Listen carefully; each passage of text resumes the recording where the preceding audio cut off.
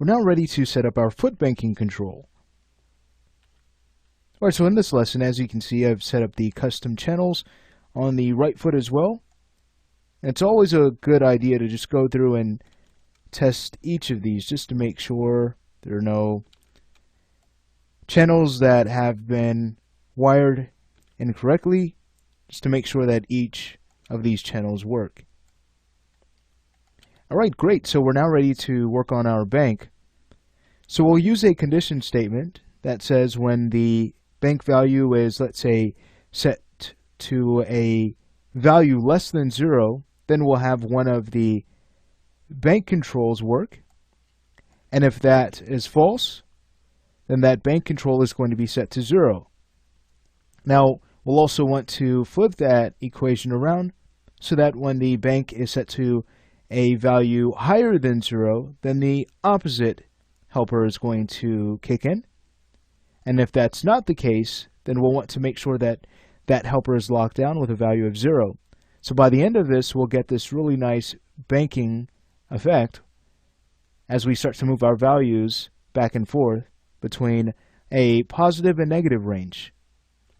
Alright, let's go ahead and work on this. We will add expression controllers to the axis we'll need to tie down. That's going to be the x-axis. And to know what direction we'll need to move in, you can see for the left side, we'll actually need to work with a negative value. And for the opposite side, that of course will be a positive value. That's the same thing for the right side. So again, when we start to take the left helper and twist in the x-axis, you can see that we went banking in the negative direction with the left helper and just the opposite with the right helper. So that'll help us to get this done a little bit faster.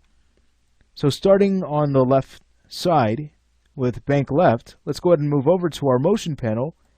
Underneath assign controller, we'll go ahead and find our zero Euler x-axis and assign a float expression.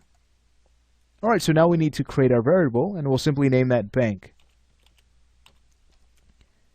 So once it's been created, we can go ahead and search for it, and what we're searching for is our animation controls bank channel. So there's the left leg, here's the animation controls bank channel. We'll go ahead and choose OK.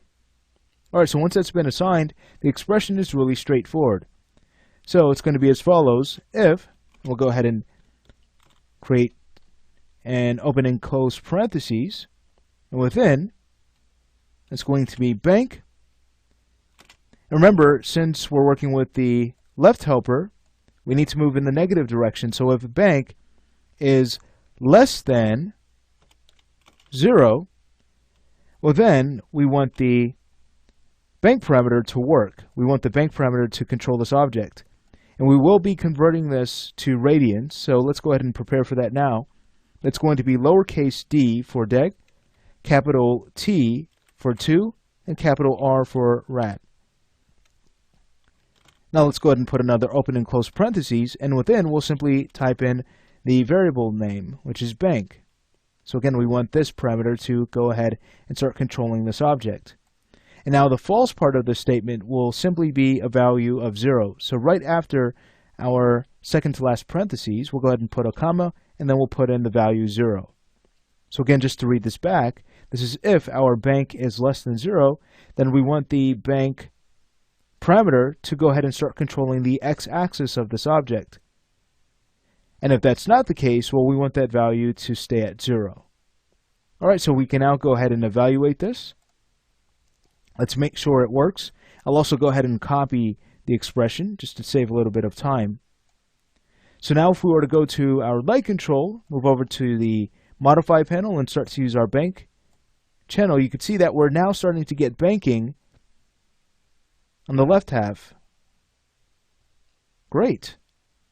Alright, so let's go ahead and zero out our bank parameter. Just go ahead and right click on our slider, and let's go ahead and take care of the right side. Again, really simple.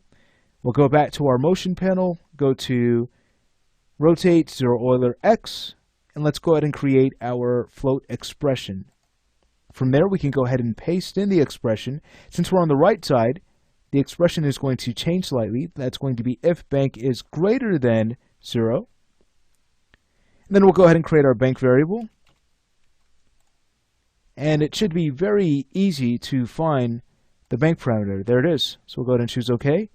And we'll evaluate this. And in no time at all, our bank is working. Let's go ahead and copy the expression here. I'll just go ahead and close this out.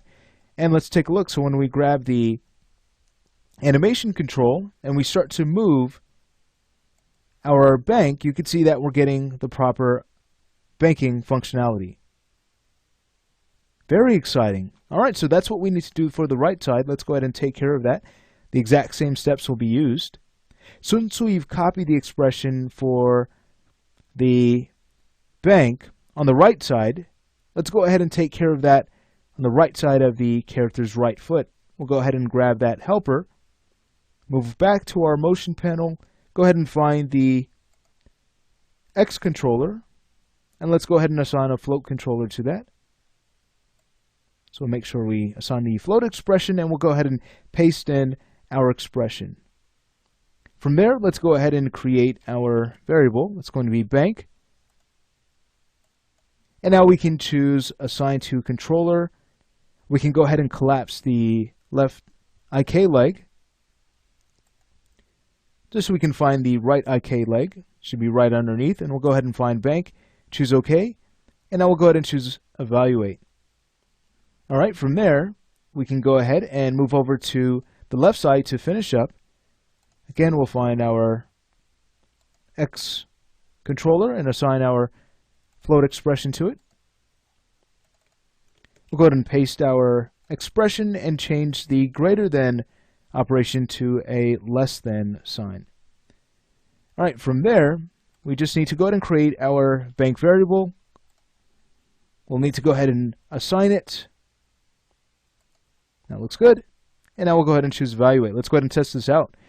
Closing out of the expression editor, we'll go ahead and grab our right control, go ahead and find our bank channel and start to move this around, and everything's working correctly. Very exciting. All right, so we've managed to take care of the banking control, and we're basically finished with our IK controls for now. We will come back and create stretchy IK legs. That's going to be another really fun topic we'll get into. But before we get into that, let's go ahead and do another progress check just to make sure everything is working correctly on our rig.